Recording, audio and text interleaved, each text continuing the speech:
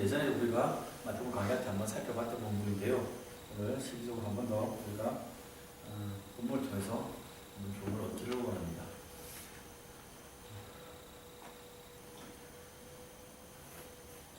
인생을 살아갈 때 많은 형태의 사람들이 있습니다. 그죠? 어떤 사람들은 이런 기질가 있고 어떤 사람은 저런 기질가 있고 다양한 사람들이 있습니다. 그래서 우리는 그 다양한 사람들 가지고 평가를 하기 어렵습니다. 누구가 옳다, 누구가 잘못되었다라고 말하기는 어렵습니다. 왜냐하면 다양하게 다른 성향을 가지고 있기 때문에 그렇습니다. 다양성들은 뭐 여러 가지 모양으로 나타날 수도 있고요. 특히 어떤 사람들은 큰 역할을 하는 것을 좋아하는 사람도 있고 어떤 사람은 큰 역할을 하는 것을 싫어하는 사람도 있습니다. 드라마 같은 것을 봐도 비중 있는 주연들 배우가 있고요. 조연을 주로 하는 그런 배우들도 있습니다. 모든 사람들 다 소중하고요. 각 역할들마다 다 의미가 있습니다. 그러나 저는 지난번에 말씀드렸지만 신앙생활 하고 있어서 여러분들이 조금 하나님 앞에서 욕심을 내었으면 좋겠습니다. 하나님 앞에서 내가 하나님께 귀하게 쓰임받기를 원합니다고 하나님께 드릴 수 있는 여러분 자신을 하나님께 헌신하는 그러한 헌신들이 좀 더 커지기를 바랍니다. 제가 신앙으로 나는 항상 앞서가야 돼 아니면 내가 다른 사람보다 나아야 돼 하는 그런 것을 주장하는 거예요. 잘못하는 것이 영적인 교만이나 신앙의 엘리트주의로 빠질 수 있기 때문에 제가 그런 것을 여러분에게 요구하는 것은 아닙니다. 네. 그러나 중요한 것은 하나님께서 시대마다 시간마다 일을 하시는데 일을 하실 때 하나님께서 분명히 사람을 통해서 하나님 일을 하시다는 얘기죠. 하나님께서 어떤 사람을 세워서 그 사람을 들어서 사용을 하신다는 얘기입니다. 저나 여러분이 하나님의 일을 쓰임에 합당한 사람들로 빚어질 수 있기를 바랍니다. 그것이 우리가 이 땅을 살아가는 삶의 이유 가운데 하나입니다. 하나님에게 붙들린 인생, 하나님에게 쓰임받는 인생, 네, 그것이 우리의 존재의 이유입니다. 여러분, 그런 삶들 속에 여러분이 하나님께 기도하시고 그런 삶을 삼아올 수 있기를 바랍니다. 성경 보면요, 주님께서 이 땅에 오셔서 하나님 나라에 대해서 선포하시고 가르치시고 사람들을 고쳐주셨을 때 어떤 사람들은 주님의 그 가르침을 이해를 해서 그 가르침대로 따라 살려고 애를 쓴 사람도 있고요. 어떤 사람은 주님의 그 가르침대로 따라 살면서 하나님께서 귀하게 사용하시는데 쓰임을 받았던 사람도 있고요. 또 어떤 사람들은 주님을 따라다니긴 다녔지만 오랜 시간 주님의 가르침을 듣긴 했지만 하나님 뜻에 반대되는 그런 삶을 살게 되었습니다. 가룟 유다가 대표적인 사람이라고 할 수 있죠. 많은 사람들이 주님을 따라다녔지만 주님에게 칭찬받은 사람들이 많지 않다는 사실이 우리를 슬프게 하네요. 심지어 어떤 사람들은 주님께서 쓰시는 그 일에 하나님께서 하시는 일, 주님께서 하시는 그 일들에 걸림이 되기도 했습니다. 마태복음 23장에 보면 화 있을진저 외식하는 서기관들과 바리새인들 너희는 천국문을 사람들 앞에서 닫고 너희도 들어가지 않고 들어가려 하는 자도 들어가지 못하게 한다라고 주님께서 서기관들과 바리새인들을 책망하셨습니다. 분명히 종교적인 열심이 있고 지식이 있고 경험이 있었고 남들을 인도하는 위치에 있었지만 주님께서는 서기관들과 바리새인들을 천국문을 막고 있는 걸림돌이라고 평가하셨습니다. 믿음 없는 성경 지식입니다. 믿음 없는 종교생활, 믿음 없는 선행. 사람들은 볼 때 그것을 좋다고 착하다고 괜찮다고 평가할 수 있지만 주님은 잘못되었다, 화가 있을 것이다 라고 정말 심각하게 야단치실 만큼 그것을 싫어하셨다는 사실입니다. 다시 말씀드려서 제가 영적으로 교만해지는 얘기가 아니라 이름 없이 빚도 없이 묵묵히 맡은 자리에서 헌신하면서 주님께 충성한 사람들이 많이 있습니다. 귀합니다. 그런 사람들은 마태복음 25장에 있는 것 그런 오른편 양으로 분류됐던 사람들과 같습니다. 우리가 언제 뭐 거창하게 주위에 일했습니까? 겸손하게 있었던 사람이 있습니다. 그런 사람들도 주님께서 나의 백성이요, 착하고 충성된 종이요, 나와 함께 천잔치에 참여하자라고 주님께서 부르셨습니다. 네. 근데 그런 사람들 말고 편하지 않게 그러나 열심히 예수 사랑하고 섬기고 그 자리에 지키는 그런 사람도 아니고,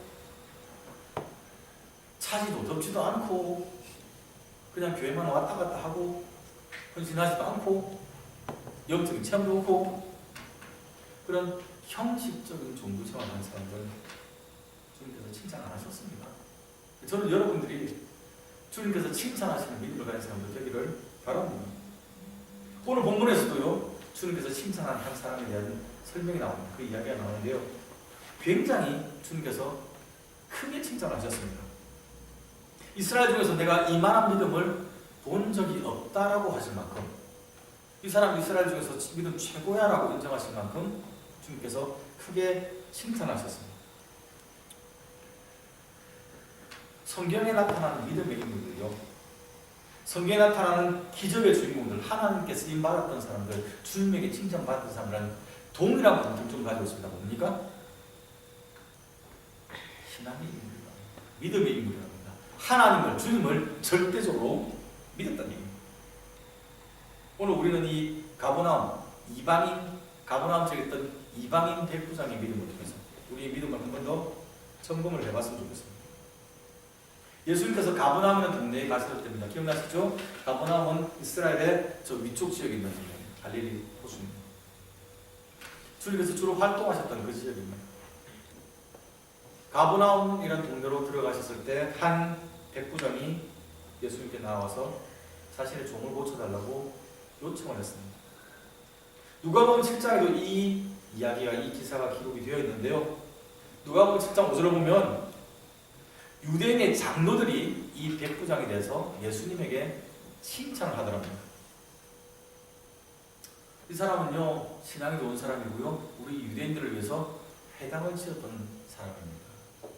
쉽게 말하면 이방인이 와서 예수 믿는 사람들을 위해서 교회를 지어줬다는 얘기입니다. 그리고 이 사람은 다른 사람들에게서도 많은 칭찬을 받는 사람입니다. 그래서 예수님이 이 백부장의 요청을 들어주시는 것이 합당합니다. 참 좋은 사람인데 좀 도와주세요라고 이 유대인의 장로들이 예수님에게 부탁을 할 만큼 이 사람은 많은 사람들에게 신망을 받고 좋은 평판을 얻던 사람입니다.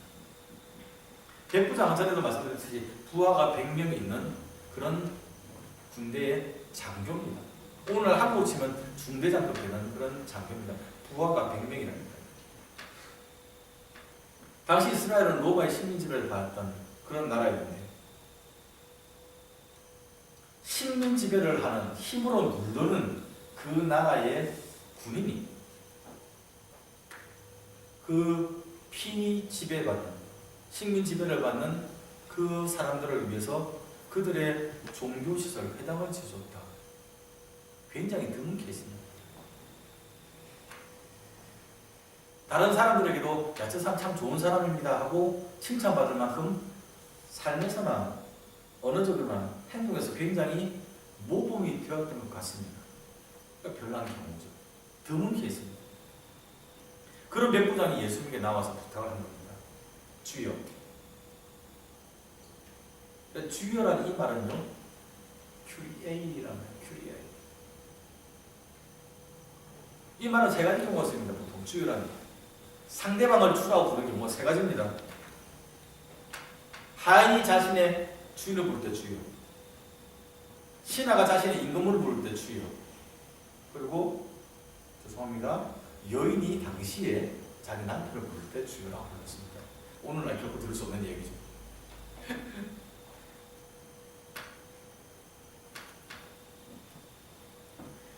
랍비란 말이 있죠. 랍비어, 선생님입니다.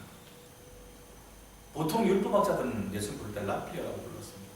선생님, 율법 선생님.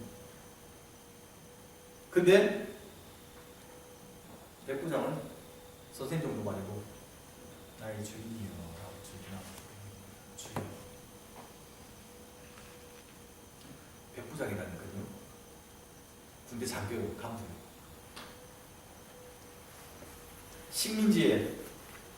식민 지배를 받던 그 나라의 백성, 한 젊은 사람에게 예수님이 30대 초반이 됩니다. 그 사람에게 장교가 와서 나의 주인이라고 무릎을 꿇습니다.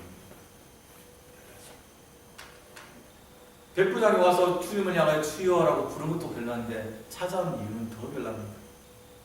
내 하인이 중풍병으로 집에 누워 몹시 괴로워합니다. 내 하인을 위해서 내가 나왔습니다. 내 하인을 좀 고쳐주세요. 오늘날로 치면 이 하인은 가정부 아닙니다. 청소하는 사람도 아닙니다. 직장 직원도 아닙니다. 종입니다. 하인. 저도 청소를 하고 있지만 청소를 하는 사람이나 가정부나 아니면 직장의 직원들이나 우리는 다 사람이라고 부릅니다. 종은 당시 기준으로 사람이 아니었습니다. 그냥 재산입니다. 재산. 말할 수 있는 재산. 때리면 반응하는 재산. 밥 먹는 재산. 움직이는 재산. 근데 그 종을 위해서 백부장이 나와서 요구를 주님께 부탁을 하는 거예요. 나의 하인이 아파서 집에 누워있는데 되게 힘들어합니다. 하인이란 말도 되게 좀 독특한데요. 파이스라는 용어 썼거든요. 파이스요. 예, 하인이나 종이라는 것을 가리키기도 합니다만, 근데 그냥 집에 있는 남자아이, 우리 아이, 남자나 여자나 그냥 우리 아이 할 때 파이스라는 걸 씁니다. 누가복음 7장에서는 유대인의 장로들이 예수님에게 그 요청을 했다고 했잖아요. 이 사실을 듣고. 근데 그때 유대인의 장로들은 다른 표현을 씁니다. 그 집 종이 아픕니다. 라고 해서 그 집 둘로스라는 표현입니다. 한국 예전에 말을 좀 독하게 했던 식으로 그 집 종놈 아픈 겁니다. 정도 표현이 되는 겁니다. 유대인의 종교 지도자들은 그 종이 아픕니다. 라고 하는데 이 사람 와서 우리 집 애가 아픕니다. 라고 이야기하는 겁니다. 백부장이 얼마나 이 종을 인간적으로 사랑하고 불쌍히 여기고 있는지가 나타나는 거예요. 어려서 당시에는 노비가 종이 병들면 그냥 뒀답니다. 저절로 나으면 좋고 약 쓸 건 전혀 생각도 안 하고요. 나으면 좋고 죽어도 그만이요. 다른 종 사면 되지. 인격적 대우 전혀 받지 못했는데 그 노예를 위해서 백부장이 와서 주여 우리 집 애가 아픕니다. 좀 도와주세요 라고 요청을 했다는 얘기입니다. 예수님 입장에서 보면 굉장히 사실 곤란한 상황입니다. 이거는 기대하기 힘든 상황이거든요. 주님께서 이 상황을 보시고 기분이 아마 좋으셨을 것 같아요. 말씀하셨습니다. 내가 가서 고쳐줄게. 알았어. 여러분 누가 알았다 내가 해줄게 라고 말하는 건 무슨 말이에요? 그게 할 수 있는 능력이 있다는 얘기잖아요. 내가 봐줄게. 내가 고쳐줄게. 주님 말씀은 내가 가서 고쳐주리라 라고 말씀하셨잖아요. 내가 가서 고칠 수 있는 능력이 나에게 있다는 얘기죠. 백부장이 주님의 이 말씀을 금세 알아채고 그리고 신앙 고백을 하는 겁니다. 주여 저도 주님께서 오셔서 고칠 수 있는 능력이 있는 분이라는 저도 압니다. 주님이 능력의 주인이라는 걸 저는 분명히 잘 알고 있습니다. 오실 필요 없습니다. 나도 남 밑에 있는 사람인데 내 위로 황제가 있고 내 위로 나의 상관들이 있는데 그분들이 나에게 명령 내리면 난 다 합니다. 뛰라면 뛰고 부르라면 부르고 기라면 뛰고 내가 내 종에게 명령을 해도 내 종은 내 말 듣습니다. 주님께서 나의 주인이시고 그 말은 우리 집 아이 나의 종의 주인이 되시니 주님께서 여기서 말씀하시면 내 종이 나을 것입니다. 괜히 저 집까지 찾아오신다고 힘 빼지 마시고 여기서 말씀만 하옵소서. 그러면 그대로 될 것입니다.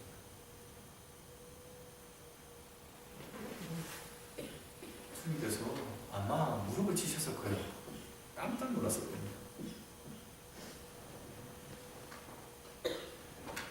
분명히 주님께서 알았다 내가 가서 고쳐줄게 하면 알았다 너 기침하는 대로 내가 고쳐주리라 물을 먹고 있어라 내가 가서 약지어 가서 고쳐줄게 아니면 의사 데려갈게 이렇게 말하고 나면 예 어서 의사 데려와 주세요 아니면 어서 와서 고쳐주세요 라고 말하는 게 정상입니다. 우리 요한복음 살펴봤지만 나사로가 죽었을 때 예수님께서 죽은 지 사흘 뒤에 나흘 뒤에 갔죠. 말하다가 뭐라고 합니까? 주여 주께서 여기 계셨더라면 우리 오빠 죽지 않았을 겁니다. 왜 인제 오셨어요? 라고 원망했잖아요. 그게 정상적인 일반적인 반응입니다. 근데 백부장은 내가 가서 고쳐줄게 하니까 감사합니다만 여기서 말씀만 하셔도 됩니다. 그렇게 얘기합니다. 믿음이 뭔지 우리가 생각을 해봐야 됩니다. 믿음이 무엇인지. 하나님 앞에서 우리가 어떤 존재인지를 여러분 기억하셔야 됩니다. 내가 누구지? 그리고 하나님이 무엇인지. 이 두 가지를 명확하게 이해를 하면 믿음을 가질 수 있습니다.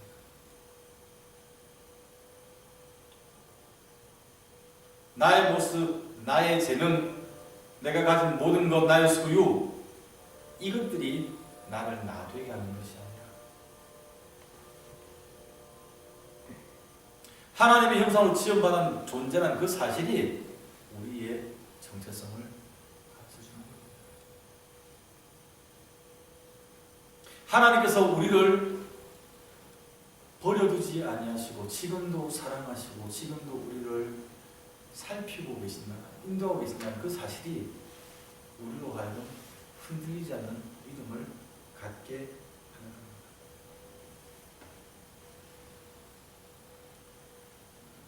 내가 할 수 있어서 하겠다는 건 확신입니다.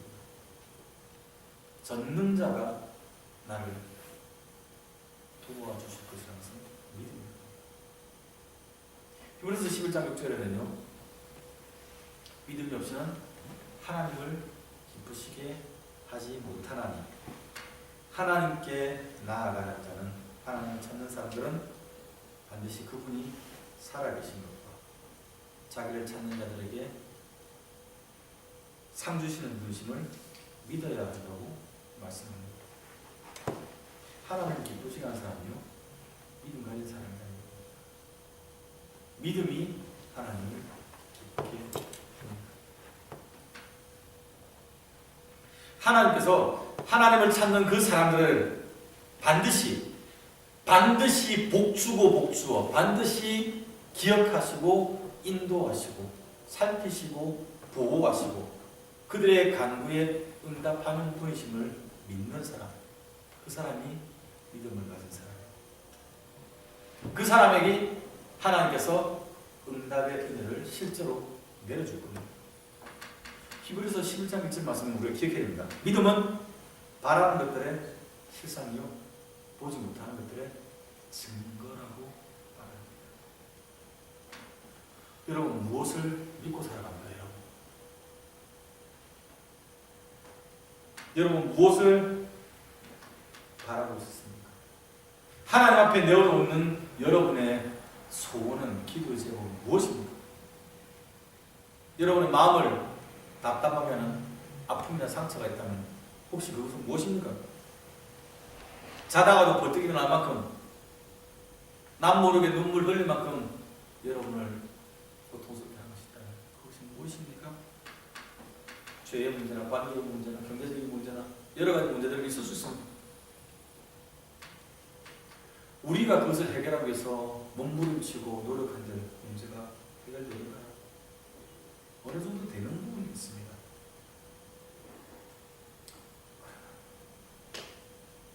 요즘 누가 염려함으로 그 키를 한 뼘이나 더 크게 할 수 있느냐 말씀하십시오. 본문의 백부장을 여러분 기억하셔야 됩니다. 그런 문제가 생기니까 주님께 나오는 겁니다. 예수님에게 바로 나와왔습니다. 주님, 고쳐주세요. 우리 집 아이가 너무너무 힘들어합니다. 주님, 당신이 불쌍히 여겨주시옵소서. 동일하게 우리가 이렇게 고백할 수 있어요. 하나님, 나 너무 힘듭니다. 하나님, 나 너무 답답합니다. 하나님, 나는 답이 안 합니다. 계산이 안 됩니다. 하나님. 해결책이 보지 않습니다. 몹시 아파요. 주님, 저 좀 도와주세요. 고쳐주세요. 주님, 낫기를 원합니다. 문제가 해결되기를 원합니다. 주님, 나를 불쌍히 여겨주옵소서. 여러분, 하나님 은혜를 체험하기 원한다면 하나님께 믿음으로 먼저 나아갈 수 있어야 합니다.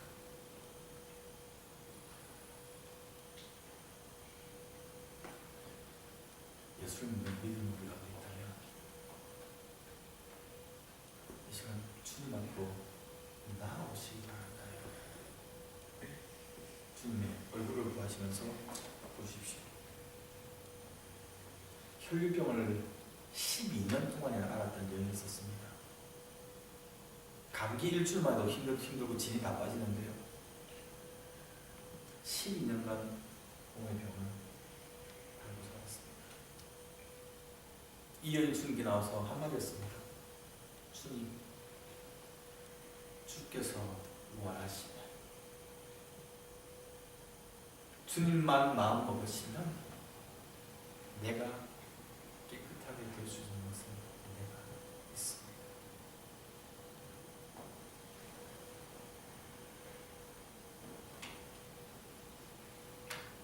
문둥병자도 마찬가지죠. 주께서 원하시면 나를 낫게 할 수 있습니다. 혈병을 앓던 여인은 와서 내가 그 옷자락만 만져도 그분과 내가 조금만 접촉만 거고 내가 예수와 조금만의 찰나적인 연관만 있어도 내 병이 나을 것을 확신이 있습니다. 군중들을 외치고 부정하다는 그 차가운 시선을 뚫고 예수께 나와 손을 내밀어 주님을 만졌던 겁니다.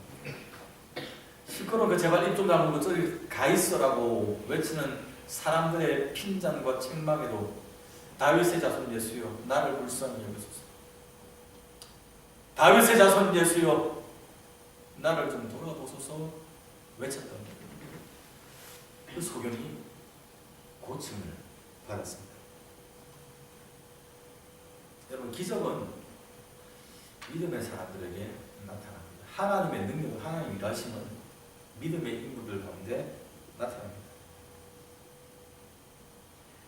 하나님 평산교회 나온 출석한 여러분들, 주님 바라볼 수 있기를 바랍니다. 여러분의 삶을 인도하고 계신 하나님을 바라볼 수 있기를 바랍니다. 동시에 여러분의 삶의 현장에서, 여러분 가정에서, 직장에서 일하고 계신 하나님을 바라볼 수 있기를 바랍니다.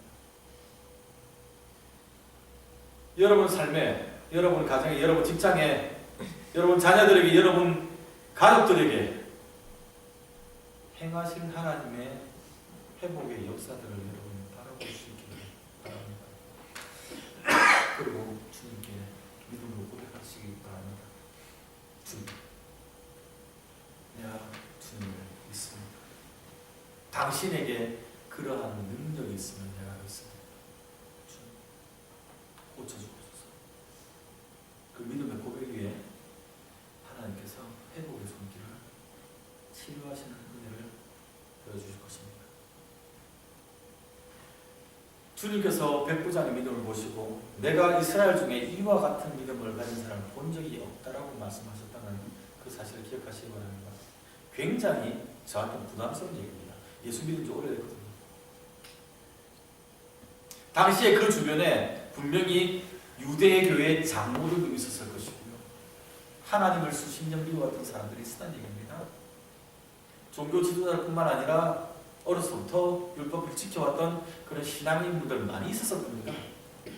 근데 주님께서 그 모든 사람을 다 제껴놓고 이 백부장을 이스라엘 가운데 제일 믿음 좋은 사람이라고 평가를 하셨습니다. 예수 믿는 시간이 과거의 영적인 체험들이 중요하지만 그것이 지금의 나의 신앙 보장 못한다는 얘기입니다, 여러분. 얼마나 많은 목사님들, 얼마나 많은 장로님들, 얼마나 많은 집사님이나 본사님들이나 신앙생활을 오래 하셨던 분들이 넘어진 걸 보면서 여러분이 경계를 하실 건가요? 그분들이 여러분보다 신앙이 약합니까? 물론 지금 약하죠. 과거에도 약했을까요? 그렇지 않을 수도 있다는 얘기입니다. 한국교회, 세계교회 하나님이 큰일에 귀하게 쓰임 받은 사람들이 어느 날 푹푹 넘어가는 걸 봅니다. 우리는 그렇지 않은 보장이 있습니까? 날마다 그래서 조심하는 겁니다. 하나님, 내가 말씀 가운데 서 있는지 주님, 내 자신을 살펴봅니다. 주께서 내 말을 컨트롤해 주시기 바랍니다. 주께서 내 입의 말을, 내 행동을 컨트롤해 주시기 바랍니다.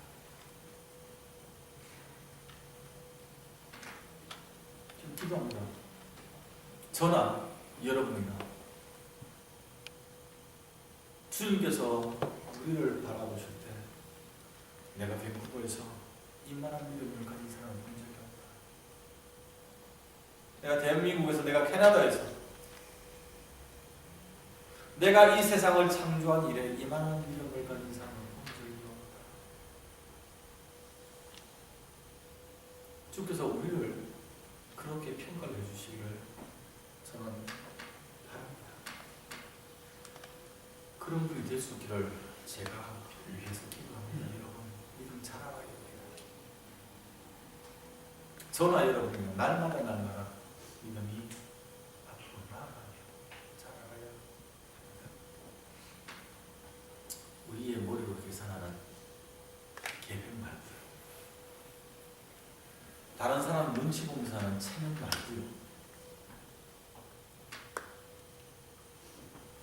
주여, 불쌍히 여기소서 찾아올 때 내가 고쳐줄게 말씀하시는 하나님의 그 회복의 역사심을 바라는, 간절히 바라는, 흔들리지 않고 신뢰하는 믿음 가진 저와 여러분 되기를 바랍니다. 그럴 때 우리의 삶 가운데 친히 찾아오셔서 개입하셔서 판을 흔드시고 새로운 변화를 허락하시는 하나님의 큰 일들을 우리가 경험하게 될 것입니다. 기도합시다.